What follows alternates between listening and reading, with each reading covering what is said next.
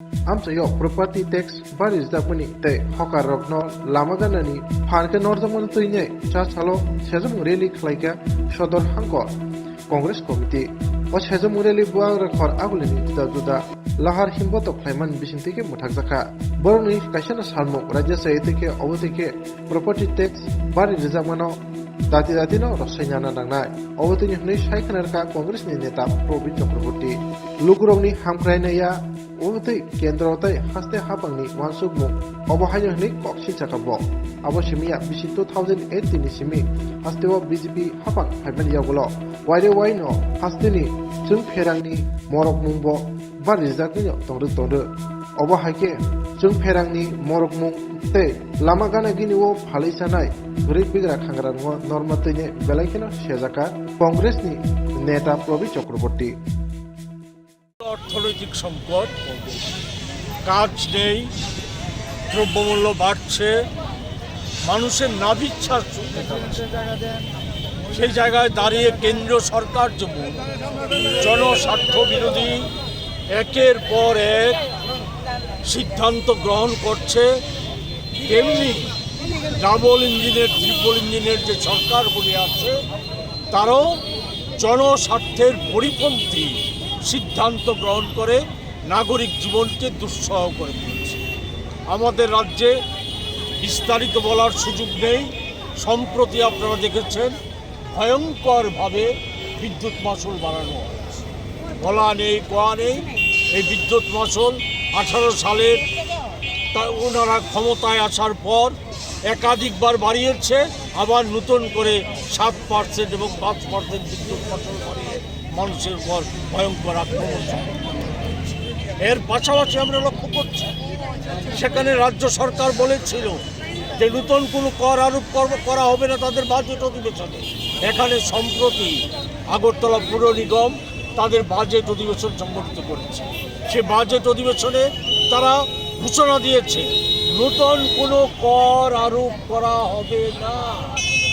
তারপর আমরা কি দেখলাম? তারপর আমরা দেখলাম হঠাৎ করে বলা নেই কোয়া নেই, কোনো বিজ্ঞাপন নেই, হঠাৎ করে মানুষের বাড়ি বাড়ি নোটিশ পাঠিয়ে দেওয়া হচ্ছে। যাদের কারুর কর ছিল, বার্ষিক কর ছিল 900 টাকা, তাদের হয়ে দিচ্ছে 3,500 টাকা, 5,000 টাকা, 5,500 টাকা, এমনভাবে কর বৃদ্ধি হয়। সেভাবে এটা বাড়ানো হচ্ছে। কারুর কর শুধু ওই মধ্যবিত্ত না, নিম্ন আয়ী যারা, কারুর কর ধরেন সেমি পার্মানেন্ট কনস্ট্রাকশন কর ছিল 2018-19, 2019-20, 2020-21-22 সেই বছরগুলিতে কর দিয়েছে ছিল 500 টাকা করে। তাদের কর 22-23 এবং 23-24 কর ধার্য করা হয়েছে 650 টাকা করে। এটা কোন ধরনের তুগলকি সিদ্ধান্ত? কীভাবে হলো? এগুলি কেউ জানে না, রাজ্যবাসী জানে না, আগরতলা নগরবাসী জানে না যে কীভাবে এই কর ধার্য করা হয়েছে। কোনো রকম নোটিশ নেই, কোনো রকম আলোচনা নেই। পূর্বের যে ব্যবস্থা ছিল সেলফ ডিক্লারেশনের, যে মানুষ সম্পত্তির অধিকারী যারা তারা নিজেরা ঘোষণা করবে তাদের সম্পদ কত, এর নিরিখে পৌরসভা কর আরোপ করবে। কোথাও যদি কোনো রকম বেনিয়ম হয়ে থাকতো, অনিয়ম হয়ে থাকতো, পৌর নিগম পৌরসভা সেই জায়গায় তথ্য অনুসন্ধান করে নতুন করে কর ব্যবস্থা চালু করত। সেই সিস্টেম কবে বাতিল হলো, কিভাবে বাতিল হলো কেউ জানে না। না জানার মধ্যে দাঁড়িয়ে সেখানে এইভাবে বাড়িয়ে দেওয়া হয়েছে। শুধু ওই সম্পদ কর বৃদ্ধি না, মানুষের উপর আক্রমণ। শারদ উৎসবের আগে ওই বিদ্যুৎ কর এবং সম্পদ কর যেমন বাড়িয়েছে, তেমনি গরিব সাধারণ মানুষ যারা ছোট ব্যবসায়ী এবং হকার, এই হকারি করে জীবিকা নির্বাহ করতো, এই শারদ উৎসবের সময় দুটো পয়সা উপার্জনের সময় যে কোনো কল্যাণকামী সরকারের দায়িত্ব হচ্ছে, যে কোনো কল্যাণকামী নিগমের দায়িত্ব হচ্ছে তারা যাতে ভালো থাকে, ভালো করতে পারে সেই ব্যবস্থা করা। কিন্তু সেই জায়গায় দাঁড়িয়ে তাদের উপর আক্রমণ, ভয়ঙ্কর আক্রমণ নামিয়ে আনা হচ্ছে।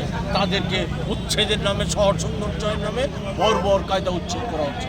আমরা এই সমস্ত কিছু মানব না। এই সমস্ত কিছু প্রতিবাদে আমরা প্রতিবাদ সংগঠিত করছি। আগামী দিনে আরও বড় প্রতিবাদ আন্দোলন গঠন করব। অবিলম্বে সম্পদ কর প্রত্যাহার করতে হবে এবং ক্ষুদ্র ব্যবসায়ী হকার যাদেরকে উচ্ছেদ করা হয়েছে তাদেরকে অবিলম্বে তাদেরকে পুনরায় স্বস্থানে বসার ব্যবস্থা করে দিতে হবে।